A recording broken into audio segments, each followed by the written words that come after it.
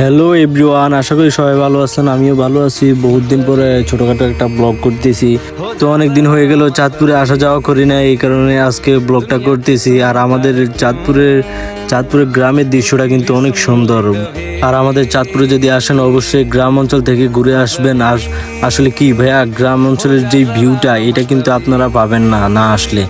আর দেখতে দেখতে চলে আসছি আমরা সুইচ গেটের কাছে। আসলে সুইচ গেটটা হলো যে আমাদের নদীতে যে পানিগুলো আছে আর আমাদের গ্রামের পাশ দিয়ে একটা খাল গেছে বড়, এই খালের কারণে আমাদের পানি নিতে হয় এই সুইচ গেটের কাছ থেকে। আমাদের এদিকে যে খাল বিল আছে এগুলো কিন্তু শুকিয়ে যায়, এর কারণে আমাদের পানি নিতে হয় সুইচ গেটের কাছ থেকে। তো গাইস দেখতে দেখতে চলে আসলাম আমি মেন রোডে, এবং মেন রোডটা দেখতে অনেক কি সুন্দর। এবং আপনাদেরকে বললাম চাঁদপুরে আইসা একবার ঘুরে যান, দেখবেন আমাদের চাঁদপুরের ভিউটা কিন্তু অনেক সুন্দর। অনেকদিন পরে চাঁদপুরে যাইতেছি, আর এতদিন দেশে অবস্থা অনেকই খারাপ ছিল। আর দেখতে পাচ্ছেন তো আমাদের চাঁদপুরের টোলঘর, এটি কিন্তু পুড়িয়ে দেওয়া হয়েছে, কারণ এখানে লাখ লাখ টাকা ইনকাম করে তারা মাসে। তাদেরকে বলেছে এই টোলঘরটা সরানোর জন্য, কিন্তু তারা টোলঘরটা সরায় নাই, এই কারণে ছাত্ররা এই টোলঘরটা পুড়িয়ে দিয়েছে। আর আমি তারপর চলে আসলাম চাঁদপুর গাছতলা ব্রিজে চলে আসলাম।